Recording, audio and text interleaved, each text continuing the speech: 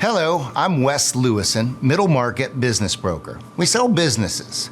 Much like when a real estate agent sells a property, we operate on straight commission or a success fee when we actually sell a business, and you'll have no other fee from your broker, no upfront fee to put your company on the market. Now, one of the first things that we're going to do with you is take the time to figure out exactly what your company's likely to command for a purchase price on the market. And this may not even be the right time for you to sell. It might be something you're considering in the future, but this broker's opinion of value is going to let you know what that formula is. And we can also recommend some changes that you can make to increase the value of your business so that we can get to that price point you need. Now, one thing that's very different about when you sell a business compared to a property is we have to sell a business discreetly. We can't allow your employees, your competitors, or even your ex to figure out that your company's on the market.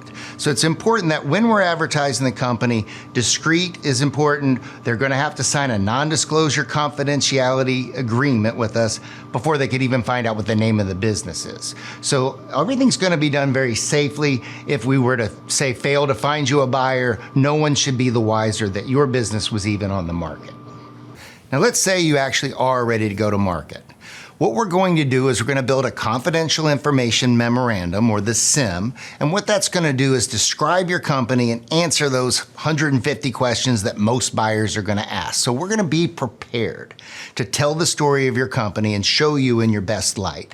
And then, of course, we're going to have that data room, that all-important books and records, financials that are showing a history of the company and giving the buyer an opportunity to see where's the value in that. What should they expect to happen in the future? So we want to tell a story with numbers, and we want to tell a story with the narrative, and we want to also be able to tell them that we've gone to the bank, we have a pre-approved loan, and if you chose to finance this company, this would be the down payment, these would be the payments on the loan, and that's going to take a lot of the unsurety out for that buyer.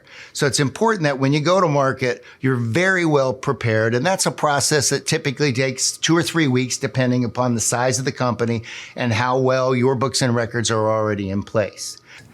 It's not just the purchase price that we're looking for out of a buyer. What's important is that this buyer has the skill set and the culture fit, and the people that are left behind are going to be able to work well with this new buyer. So we're not looking for just a number. We're looking for someone that understands and has the background to be able to run your business, that you've met in person, that you feel really comfortable that it's going to be a win-win transaction. In fact, you probably do care that this person is successful and continues on the legacy of the company. That's what we're looking for. The most important aspect to the success is to have a lot of buyers to choose from all at the same moment. Now, as an experienced broker, I have over 12,000 buyers in my database, so I'm going to be able to match immediately to hundreds of people, depending on the type of company, that I'm going to be able to have outbound activity with right away, even before the advertising hits. But we do want the advertising out there, particularly because we're looking for strategic buyers. So someone that owns a business similar to yours, and they want to add your business to what they're already doing because it makes a lot of financial sense for them. So we definitely want to be advertising, get that net wide, but what's important is that we get all that buyer activity at the same time so that we're receiving our offers at the same time. Now, once we've qualified these buyers and we've given them a walk through the CIM and the data room and everything is feeling like it's going to be going forward, only those people are going to be introduced to you as the seller. Now, typically what we like to do is the Zoom type video conference so you can get a little bit of an eye view and get to know each other a little bit on that initial conversation. So they'll know the math, they'll know everything about the company, they've met you, and if after that call you feel comfortable with that individual, those are the only people we're going to invite you to meet in person. And those are the people we're going to bring on a site tour to come see your business. Now, there are quite a few steps to actually selling the business once we've determined a buyer. One of the first things that we have to do is determine whether or not it's going to be an asset sale or a stock sale.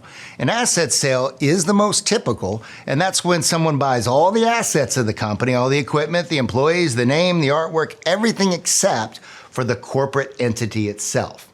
If they buy the corporate entity along with all the assets, that's going to be a stock sale. Now, a stock sale is a little bit more complicated. Certainly the agreement is, but more importantly, the person buying the companies would then also be buying the liabilities of the company from before the day they purchased it. So it's a very serious consideration for the buyer, and you say, well, why would they do that? They'll buy the corporation itself or do a stock transaction when there's a compelling reason to do so.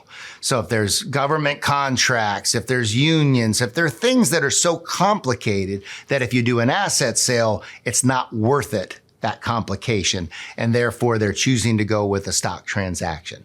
We'll be doing some work with you up front to determine which way is best, but many sellers are willing to do either direction and leave that up to the buyer.